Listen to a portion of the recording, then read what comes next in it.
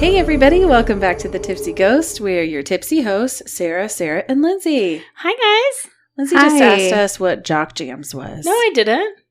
Yes, you did. No, I said yes, it's Jock No, Jams. Boydston asked what it was. I was like, I knew what it was.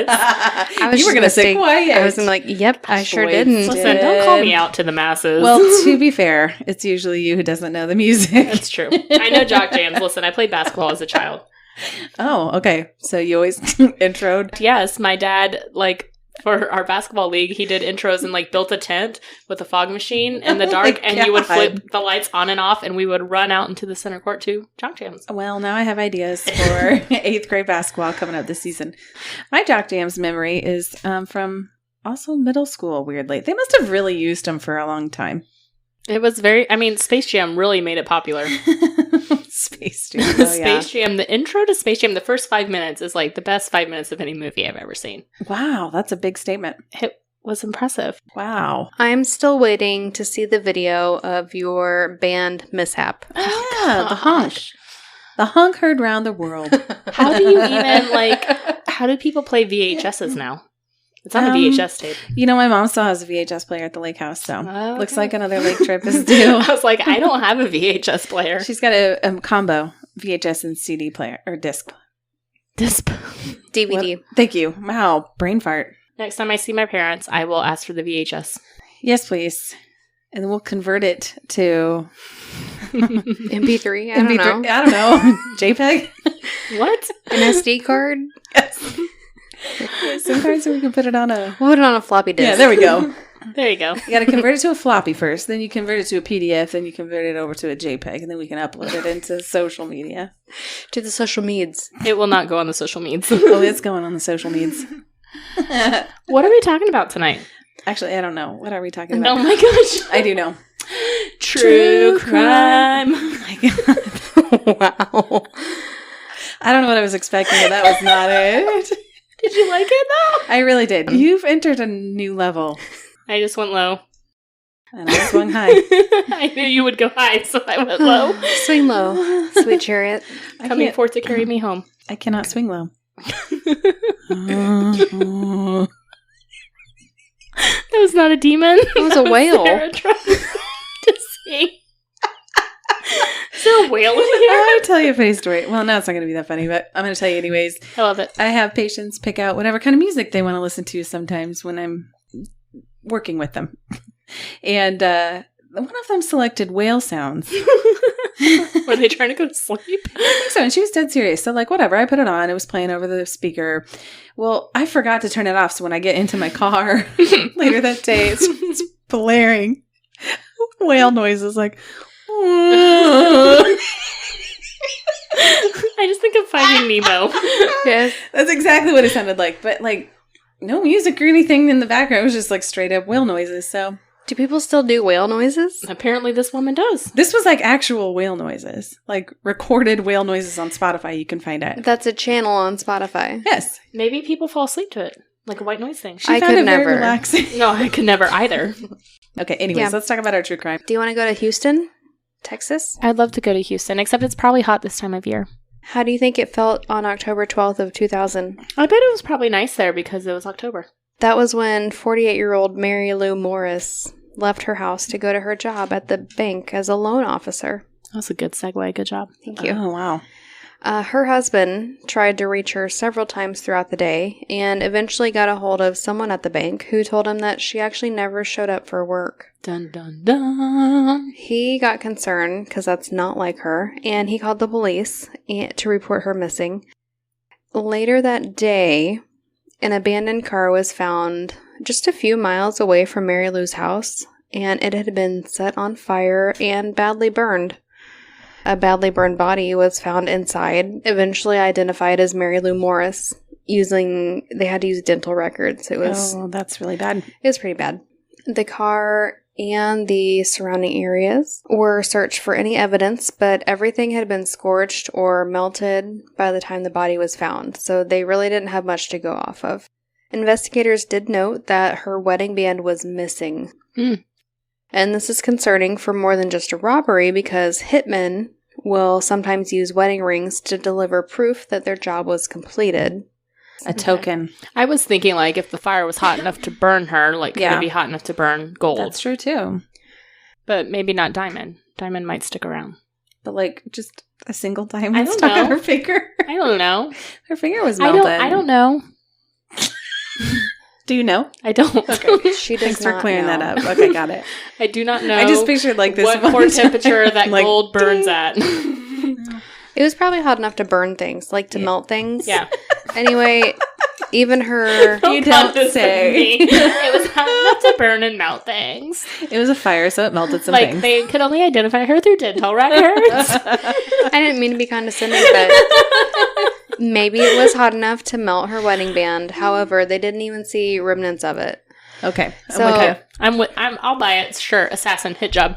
Also, Got police couldn't find any motive to have Mary killed. She lived a peaceful life. She was happy.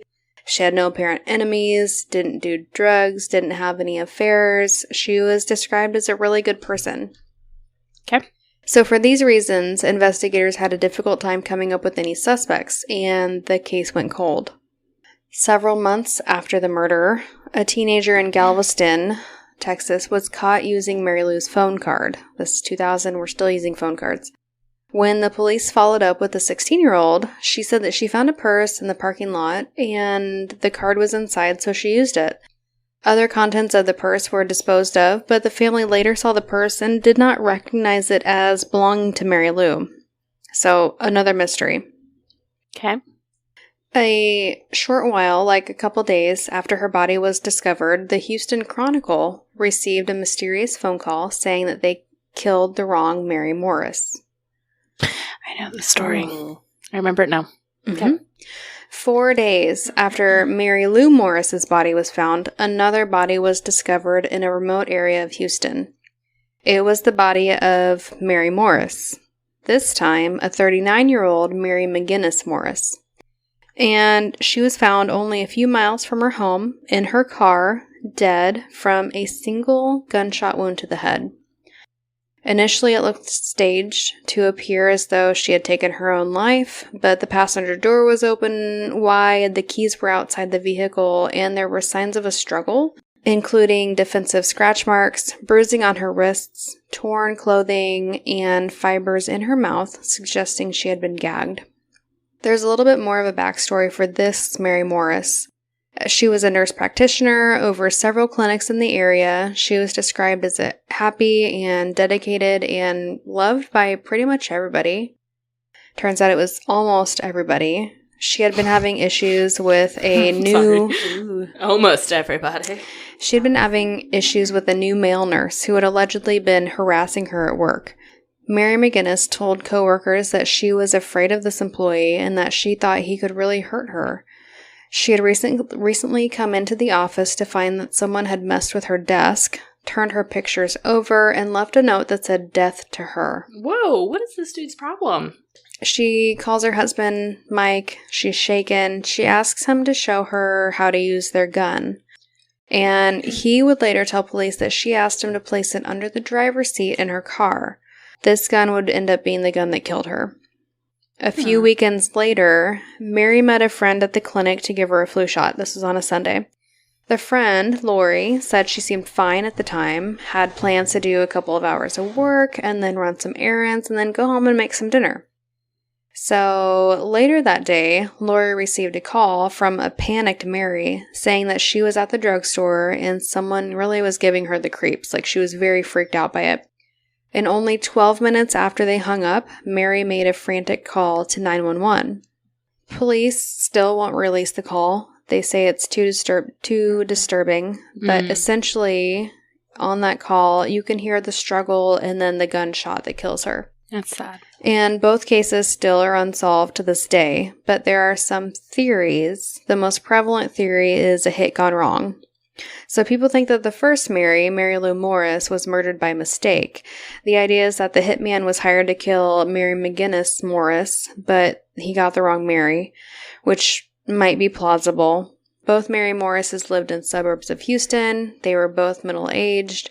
They were both medium build, dark-haired, and they drove similar cars. Also, both Mary's wedding bands were missing initially. suggesting a hitman taking a unique item for proof of death.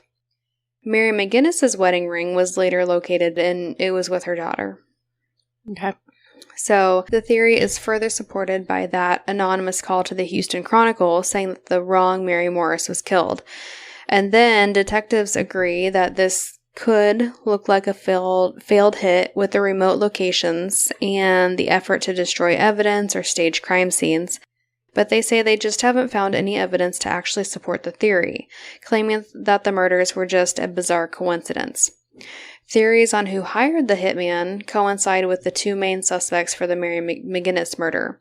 So this is between the disgruntled coworker and, of course, the husband. Ooh. We'll start with the coworker. Okay.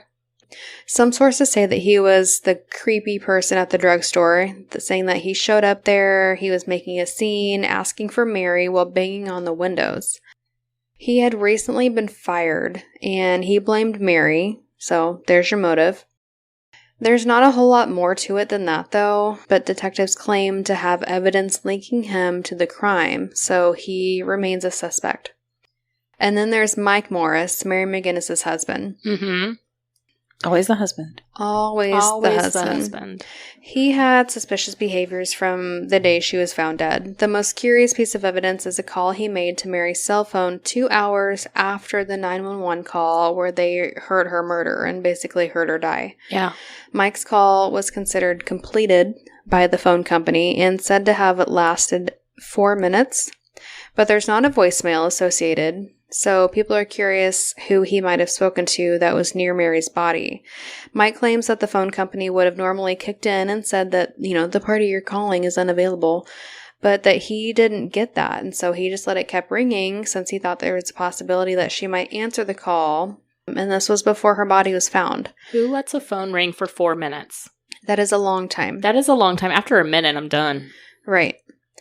Detectives like you don't believe this. Yeah. Because suspicious. The call shouldn't have shown up on the phone bill as completed if no one actually answered the call.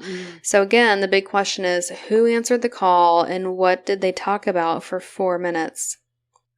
Other suspicious behavior was refusing to meet with the detectives without an attorney.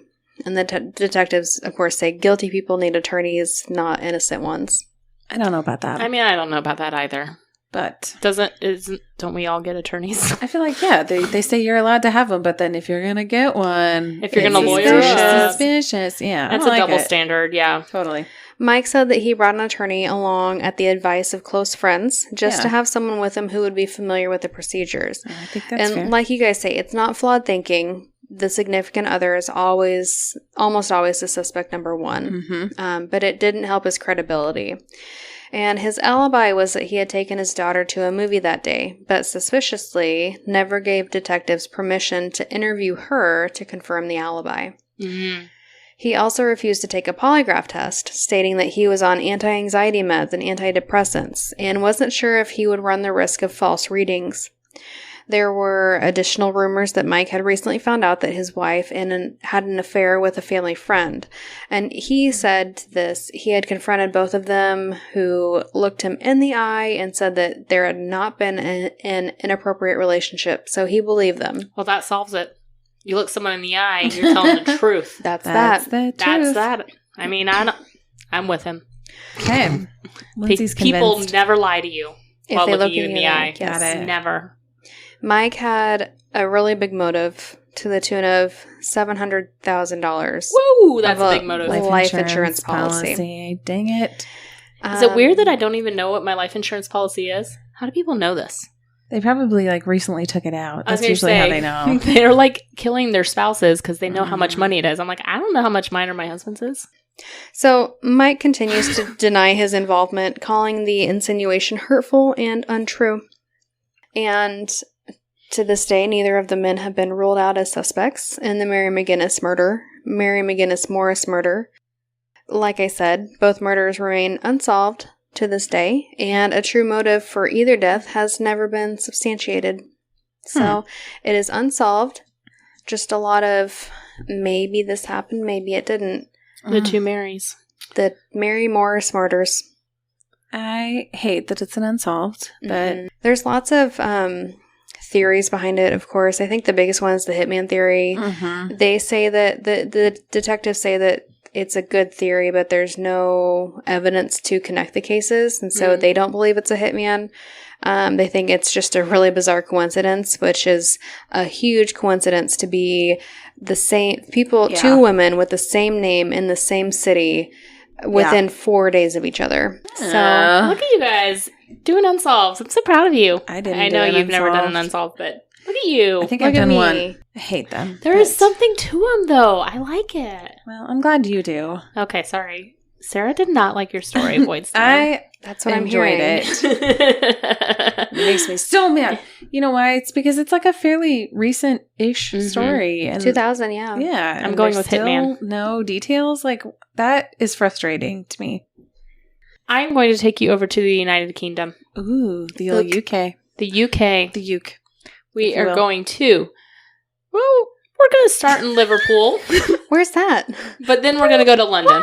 I was going to say, we're going to Liverpool. We're only going to be in Liverpool for a little bit. Then we're going to London. Okay. We're going to talk about Robert Maudsley, who is nicknamed Hannibal the Cannibal. Oh. Okay. We had different reactions. Thank you.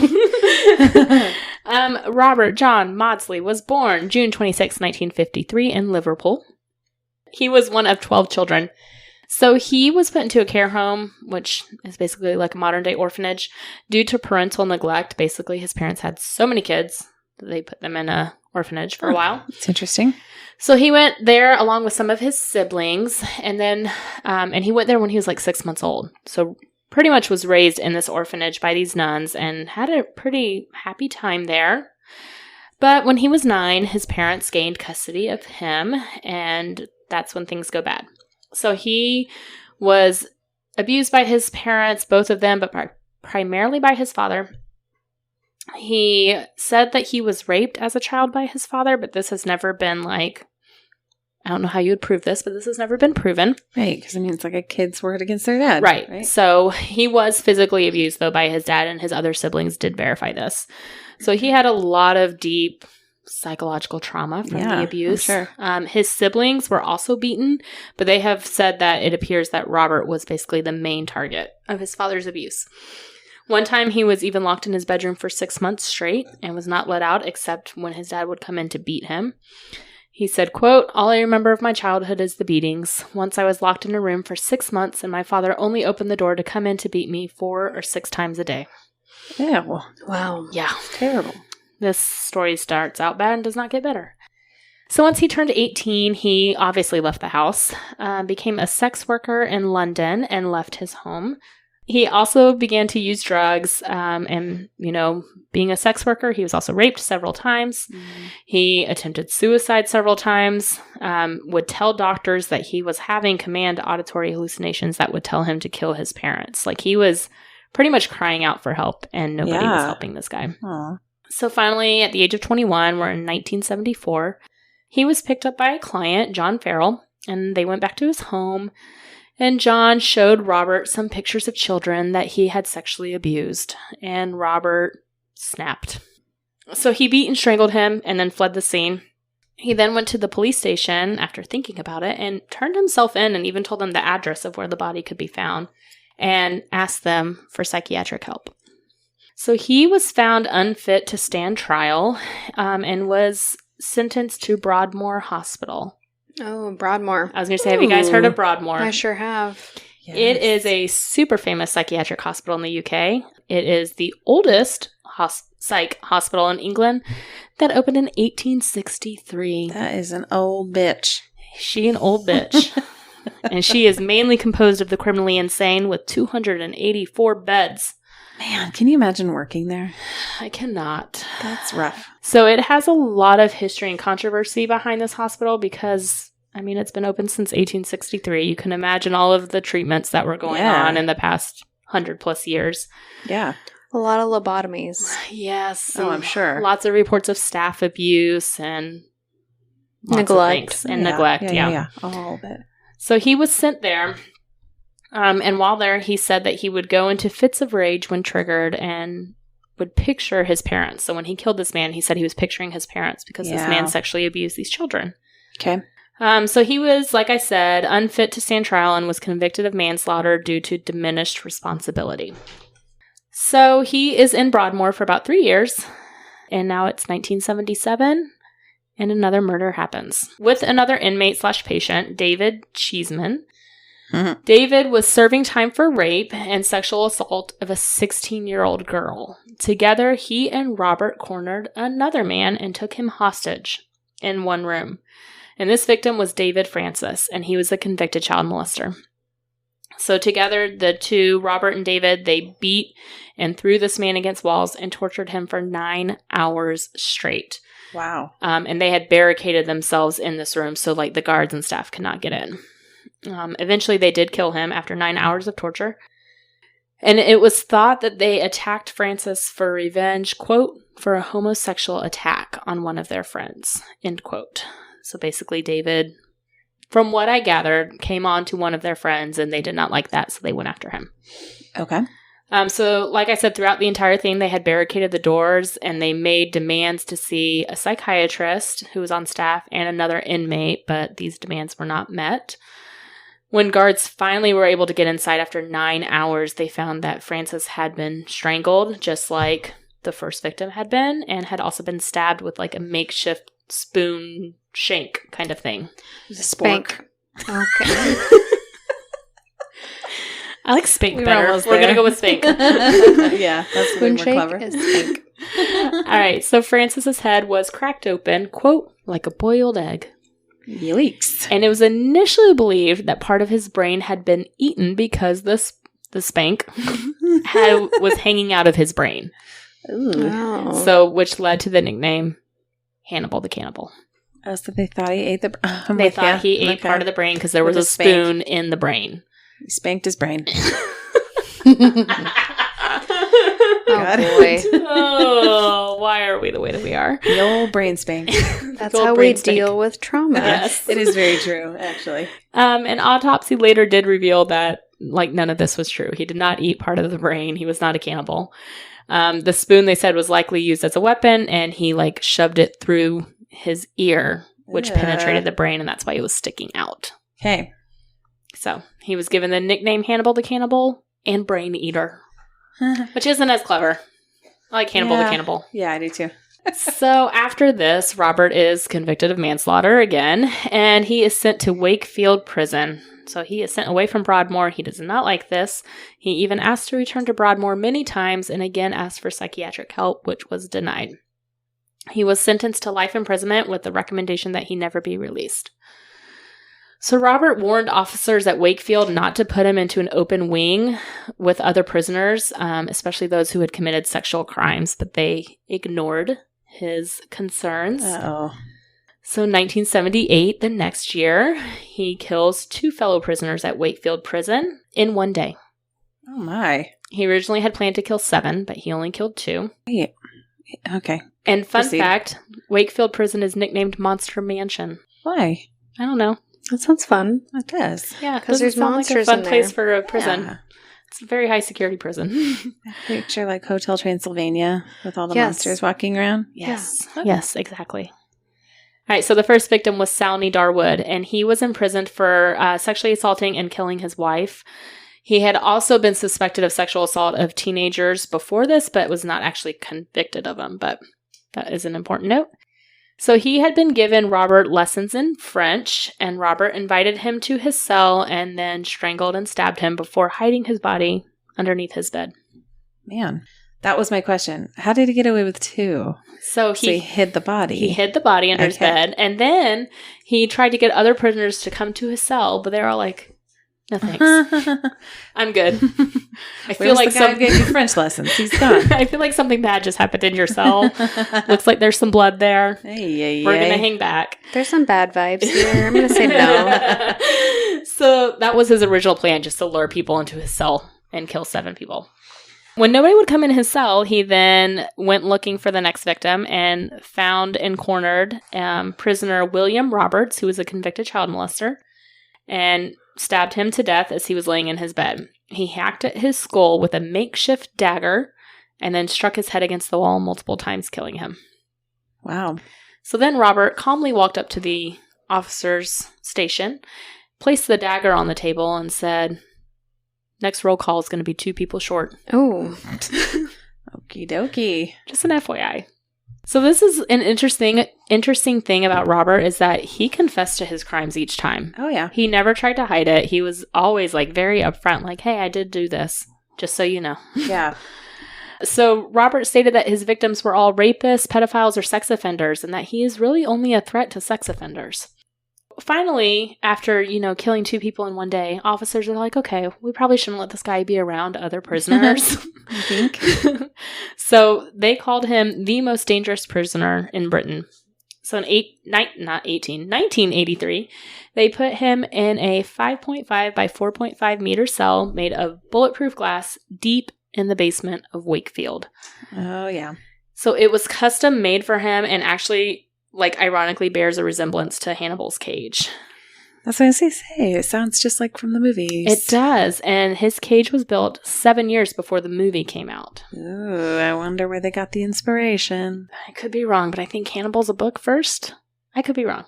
Don't ask me. Okay. So he has a team of guards who watch him 24/7 from this cage. And to reach him, you have to pass through 17 locked steel doors. Okay.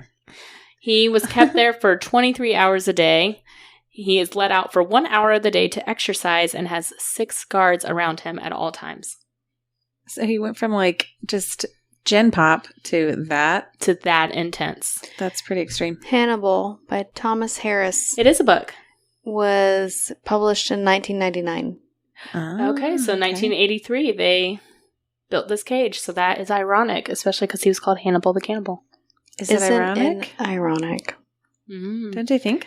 In his cell is a table and a chair that is made of compressed cardboard. The toilet and the sink are bolted to the floor, and the bed is a concrete slab. That is literally all he has. They said it's like a 2-room kind of cell. He is passed food through a small slot at the bottom of the cage in the door. So after about 10 years of this, he was finally allowed to have a psychiatrist visit him. 10 years. 10 years in solitary confinement, plus the few years he was in Broadmoor and all that. Finally, he gets a psychiatrist to visit him. And the psychiatrist is Dr. Bob Johnson, so he began having frequent visits with him, and after a few years was even allowed in the cell with him. But they ceased contact shortly after this, and he has never been allowed to see Robert again. Dr. Johnson said that Robert was not the most dangerous prisoner in Britain and believed that he could even be helped and rehabilitated. He said he had, quote, astonishing intelligence, end quote, and that he projected his father onto these victims, which caused him to lash out. He thought that with continued psychiatric help, he could be treated and rehabilitated. Family has described Robert as gentle and kind and very intelligent. He actually does have a genius-level IQ and is said to love poetry, art, and classical music. They always do. Does this sound like an actual real-life Hannibal? Yes, that's what I've been saying. A former police detective, Paul Harrison, met with him many times and said that he was not like a typical serial not like a typical serial killer. And said, quote, a lot of serial killers are really intense and narcissistic and talk about themselves, and I did not find him like that at all. So once Dr. Johnson's visits ended with Robert, he has never been allowed another visitor since. Oh, wow. In March 2000, Robert pleaded for his solitary confinement to be relaxed or for him to be allowed to take his own life through a cyanide capsule. Allowed to kill himself? He basically was like, let me out of solitary confinement or let me die. Yeah. I mean, I can get that. Yeah. Yeah. He also asked for a pet parakeet, but was denied this. He's like our friend, not our friend. Birdman. Yes. So after being denied all of these things, including the right to die, he wrote... And a parakeet.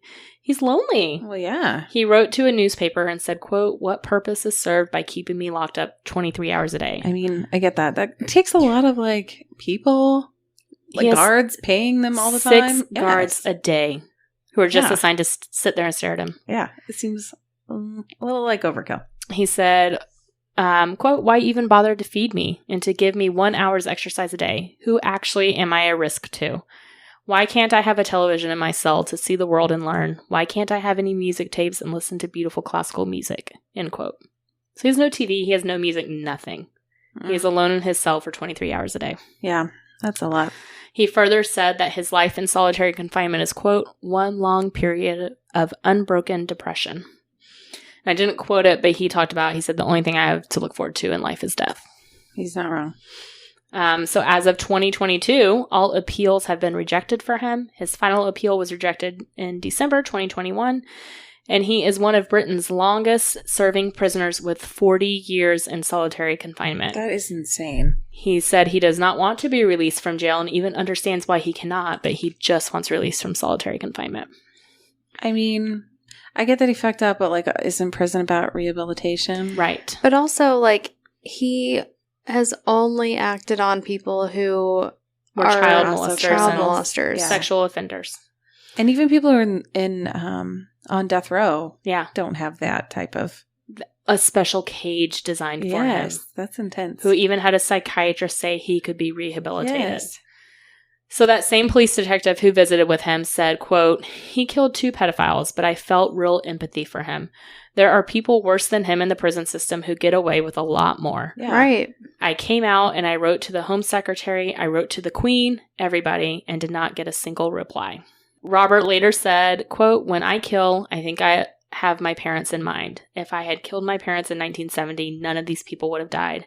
If I had killed them, then I would be walking around as a free man without a care in the world. That's a sad story all around. It's super sad that he, like, begged for psychiatric help. Yeah. Even before he started killing, when he was trying to kill himself, he was asking for help and didn't get it. Right. And then he's been in solitary confinement for 40 years? 40 years, they said, since 1983. It's very sad to me. And, like, there was a lot of quotes from him. Like, you know, he's written to the newspapers because he can't meet with anybody.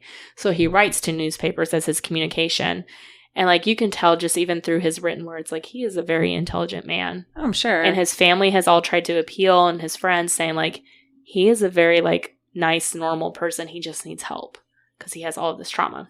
Yeah, that sucks. It's very sad, but that is the story of Hannibal the Cannibal, who's not really a cannibal, who is the longest Britain prisoner. Kills via Spanks. Spanks. Who has killed pretty terrible people. He has. Yeah. Yeah. Well, it was terrible. Thank you. Well, that was a bummer. I thought it was just kind of a fascinating story. He's still alive. He's still in solitary confinement. I mean, I feel for him a little bit. I do too. I was going to say, it's interesting, the people that you feel empathy for. Yeah. Mm-hmm. And that's what that police detective was saying. He was like, I've met with serial killers. This is not a normal serial killer. Right. Yeah. I know I've talked several times about a recent trip to DC. Lindsey gave me a book for Christmas last year. Oh my gosh. It was about true crime. Yes. And I randomly selected, guess what I selected? A story from DC. The assassination of Abraham Lincoln. Oh my gosh. Did you really? I swear on my life. I did not even know. About it? No. Was that a true question? No. Yes, that was a true question. We are never tired of hearing about Abe, and I love that story is in that book. The story was in the book. I didn't know it was in the book. I was just looking for inspiration. That's kind of why I was asking you. And also I was in DC this week, so I have several pictures from Ford's Theater and the house where he died. So I thought, well, here's the time. We're going to talk about it. So here's a little history lesson. We're going to talk about the assassination of Abraham Lincoln. And I'm not going to go into his history because that's a whole different topic. We could talk about Abe. We could talk about Abe for days. Yeah. This is our first, like, historical true crime. I know. I actually kind of, like, contemplated, like, should I actually do this? But it is a true crime. It is. I love it. Let's do it. All right. So let's do it. Abraham Lincoln, as you know, he was our 16th president of the United States. And he was president during the Civil War. The Civil War was a pretty tumultuous time. You don't say. Country. You don't say. Was it because our country was at war with ourselves? We were at war with ourselves. Can you recite the Gettysburg Address? I cannot, but it was so 80 and 20 years ago. Wait, is that 7 years ago? There is that why you're wearing it? 20. Yes, it is. She's wearing her Abe Lincoln shirt. He's a hipster. Mr. Abe. Okay. So just as a reminder, Robert E. Lee surrendered on April 9th of 1865. On April 11th, 1865, President Lincoln made one last speech on the subject of amnesty and reconciliation, declaring that the Confederate States should go ahead and be returned to their proper practical relation with the Union as quickly as possible. He's trying to smooth things over. Okay, so April 14th of 1865, he decided to take the evening off and visit a performance of Our American Cousin, which was a play that was being performed at Ford's Theater in Washington, D.C. Unfortunately, unbeknownst to Abe, a group of conspirators had been planning to kidnap him and hold him hostage for 3 months. This had been going on for 3 months, meaning. The conspirators were David Harold, Michael O'Laughlin, Edmund Spangler, Samuel Arnold, George Atzerodt, perfect, I'm sure, and Sounded Louis great. Payne. The two others involved were Mary Surratt and Samuel Mudd, who, as I mentioned, were also involved with the crime, but not really conspirators per se. Okay. So, now that the war was over, the plan had changed from just kidnapping Lincoln and his associates to murdering him and members of his cabinet. So the leader of this group was a man named John Wilkes Booth, as we have all heard. Boo. Yes. Boo. Booth. All of the above. Get it? I didn't get it at I first. got I thought it. you were just saying I boo. knew it was coming too. We hate him. We do. He's the worst. So he was an actor and he knew this theater well. So he visited the theater that morning and learned that Lincoln would be there that night for the play. So the group quickly got together that day at one of their members' house, and that was Mary Surratt. And they decided that John Wilkes Booth would deal with Lincoln while the other members of the conspirator group would kill the vice president and the secretary of state. And this would all take place at 10:15 p.m.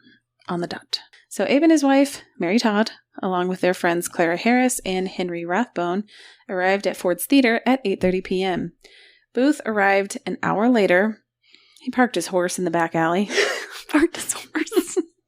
His horse with his horse-drawn carriage and buggy. Yeah, he parked it in his stall. Yeah. He parallel parked that thing. Yes, he did. And then he went to the saloon next door to have a drink. Sure. At about 10:07, he entered Ford's Theater. And as I mentioned, he knew the theater well, so he made his way up to the state box where Lincoln and his crew were. Unfortunately for Lincoln, his bodyguard, John Parker, had temporarily left his post, and he'd actually gone next door to the tavern, which was the same place where Booth was, to have a drink. Oh my gosh. The bodyguard. I know, he was not doing his job. He was not doing his job.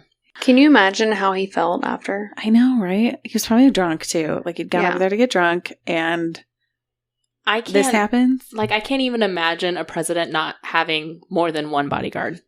Because, I mean, the Secret Service, there's like a flock of people around him. Yes. So when I was at Ford's Theater, they said that he did have several people with him, usually soldiers, and he let everybody go for the night off because he was taking a night off. So he had one guard with him that night. Lincoln. And Sweet Lincoln. That was the one that went to the tavern. guard went to the tavern. Okay. Mhm. Abe. Yeah, he let everybody have a night off. So it was really unfortunate events, actually. So Booth entered the box and barricaded the door by wedging a stick between it and the wall. And he knew the play word for word. So he intentionally waited for a part that was supposedly really hilarious to everybody so that they would laugh really loud and then he could shoot and nobody would hear. Apparently, supposedly, Lincoln himself was also laughing hysterically at the line in the play. Oh, good. Yeah, so he was laughing. And this is the exact moment that Booth shot Lincoln in the back of the head at point-blank range. And Rathbone saw what was going on, heard the commotion. He was in the box with him, so he lunged at Booth, and Booth ended up stabbing Rathbone in the arm or the shoulder. He didn't kill him, but he did stab him. So Booth then leapt 11 feet from the box to the stage below, and as he landed, he broke his left fibula just above his ankle. He hobbled to the middle of the stage, he held up his knife and screamed, "Thus always to tyrants." Okay. You're cool, Booth. He actually yelled it in Latin, but I don't know how to pronounce it. Oh my gosh, Booth. No. Meanwhile, people were like, "Get this asshole. He's stupid." Well, I thought they would think he was part of the play. Well, honestly, it was a big confusion, right? But then Mary Todd was screaming and saying, "Get him," and then that's what tipped it off. So yeah, she was screaming. He hobbled out to his horse. He hopped on and he took off. Meanwhile, a doctor named Charles Leal, I hope I'm pronouncing that right, was in the audience, and he attempted to help Lincoln. And he realized that the bullet had entered through his left ear, passed through his brain, and lodged behind his right eye. And Lincoln was slumped over in the chair. The president was paralyzed and hardly able to breathe. Several soldiers carried his body across the street to the Peterson house and laid him on a bed. Side note, the beds are pretty small at this time, and he was a tall guy. He was like 6'5". Lincoln was a big dude. Yeah, so they had to lay him diagonally in this bed because he wouldn't fit. Otherwise, his little legs hung off. Fun fact, Evan has to lay diagonally in the bed because he is also 6'5". Oh my. So he does not, How do you fit in there? He he's not like all the way diagonally, but he's always at like a diagonal level. Like an angle. Like his feet will be kind of over by my feet. I did see the bed that they are talking about, and it's tiny. Yeah. I was surprised. So when the Surgeon General arrived at the house, he concluded that Lincoln could not be saved and would probably die during the night. Vice President Andrew Johnson, members of the cabinet, and several friends stood by his bed throughout the night. Mary Todd was in the adjoining room with her eldest son, Robert, at her side. And she was apparently so overwhelmed with shock and grief that she just cried all night and could not be consoled. I did not know that he did not die immediately. I thought he died immediately. No. So that's kind of impressive, being shot in the brain. Right. I thought it was interesting as well. He never regained consciousness, though, and died 9 hours later after he was shot. So a little before 7:30 a.m., and he was 56 years old. His body was placed in a coffin and sent back to the White House for an official autopsy, and supposedly Mary Todd asked the surgeon to clip a lock of Abe's hair for her. Because she probably wanted to do a seance. Exactly. I had to save it for that. I knew it. She was our seance queen. The nation was devastated. This is kind of the first time something like this had happened. So tens of thousands of Americans lined the railroad route that led from D.C. to Springfield, Illinois, which is where he was buried. Booth ended up in Surrattsville, where he met up with David Harold. The two rode together to a Dr. Samuel Mudd's house, and the doctor splinted his leg that was broken from the jump. Right. The next day, David and John Wilkes Booth, they ended up riding further south, and 11 days later, they were finally caught by federal authorities at a farm near Point Royal, Virginia. The two refused to come out of the barn for several days, like 3 days, and finally, authorities decided to set the barn on fire. Okay, they were going to smoke him out. Mm-hmm. Harold came out and he surrendered, but Booth remained inside, and as the fire became more intense, a sergeant shot Booth in the neck, and allegedly because he had raised a gun as if he was going to shoot at them. Sure. So yeah, I can see it. And he was actually carried out of the building alive and lived for 3 more hours. And his last words were, "Useless, useless." That's it? That's it. Okay. Talk about useless. I know, right? Interesting choice of words there. Not impressed, Booth. Right. So the rest of the conspirators, they were rounded up. Remember the 4 to 6 that I mentioned in the beginning. The 4 of them were conspirators. 2 were just helping. 1 was at the house where they met up, and then the other one was Dr. Mudd. So 4 of the original conspirators were hanged in the gallows at the old penitentiary on July 7th of 1865. An interesting fact, Mary Surratt was one of the 4 who I was mentioning, and she was the first woman put to death by the federal government. Dr. Mudd was given a life sentence for his participation, but was later freed. I thought it was interesting and wanted to include it that 3 days before his death, Abe, he had a dream where he was wandering throughout the White House, searching for people that he could hear that were crying in the White House. So he had mentioned to somebody, this is how he described it. This is a quote from him. "I kept on until I arrived at the East Room, which I entered. There I met with a sickening surprise. Before me was a catafalque? Catafalque, I'm pretty sure. I don't know what that is. It's like a raised area for where they put the coffins. Oh, okay. It was a dead person in there, on which rested a corpse wrapped in a funeral vestment. Around it were stationed soldiers who were acting as guards, and there was a throng of people gazing mournfully upon the corpse, whose face was covered, others weeping pitifully. 'Who's dead within the White House?' I demanded of one of the soldiers. 'The president,' was his answer. 'He was killed by an assassin.'" Oh, wow. He had a premonition 3 days before he died. Wow. Good old Abe. That's the story of Abe. Abe, we love you. Isn't that interesting? That is interesting. I honestly didn't know. Like, yeah, I thought he died instantly because it was... I didn't know most of it. Like, I know you learned some of it in history, but like, of course, I'm a geek. And as I was sitting there in Ford's Theater, I'm like, this is fascinating. So I was going to ask that. What was your experience like in Ford's Theater? Brief. Okay. Very quick. But the theater itself is very cool. And another kind of interesting fact I will say is that they had that place completely jam-packed for when Abe was there. So like when I was there, they have enough seats, I think they said for like 300 people. Yeah. And they had it packed with about 1,000 people the night he was there for his show. Oh my gosh. And so I don't know how they were all fitting in there. It must have been standing room. Yeah. Only I'm guessing seats weren't there, but it was pretty jam-packed. And there is a picture of George Washington in front of the booth where he was shot, which is always kind of interesting that it's not a picture of Abe, but it's a picture of George. That is interesting. Why it's a nod to the father of our country is what they say. Why? I don't know why, but that's what they did. Yeah, but that's you don't not get to go why it's a into the famous box, place. but you get pretty close. I mean, it's not a huge place, and you can go up on the second floor and go all the way up next to it. Did they not let anybody into the box ever? I don't know if they do ever. I didn't go in there. Do they still do shows there? I don't know. I mean, there was definitely a guy up on the stage giving his little spiel and presentation, so I wouldn't be surprised if they do.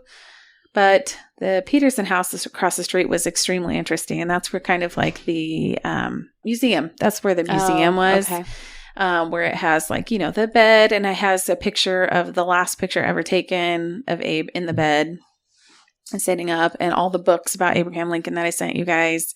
Just a huge tower, picture of the conspirators on the gallows. I mean, it was pretty fascinating, all that stuff. I just felt like I was like relearning all that stuff for the first time. So sure, here I was geeking out about Abe, and everybody heard that I liked Abe Lincoln. So then everywhere we went was like, oh, Sarah, there's Abe. There's Abe.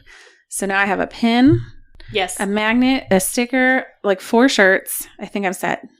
I think you are. I think I'm set. My next question is, did you get any vibes anywhere? I wanted to, but it was so fast, and you just like don't even have time to think. You're literally just like walking through, and there's so many people around you. Probably the coolest room was the room where he died, though. As morbid as that sounds, it was very, very cool. That is cool. Very wild. There you go. That's what I got for you. Thank you for history lesson. History lesson about the assassination of our favorite president. Yes. Big hands Abe. Big hands Abe. Oh, and he also has a big head. According to the statues. I think every part of him was big. He's a big body. Big ear Abe. Probably had a big nose too. I think so. Yeah. Big hat. Big feet. Big hat. Yeah, he had a big hat, Abe. Took a picture with all the things. All the things. All right, guys, thanks so much for tuning in this week for our true crime episode. You can always find us at thetipsyghost.com or send us an email at thetipsyghost@gmail.com. Please give us a 5-star rating and a great review anywhere you listen to podcasts. We really appreciate it, and it really does help. All right, guys, we will catch you next week. Okay, bye. Bye.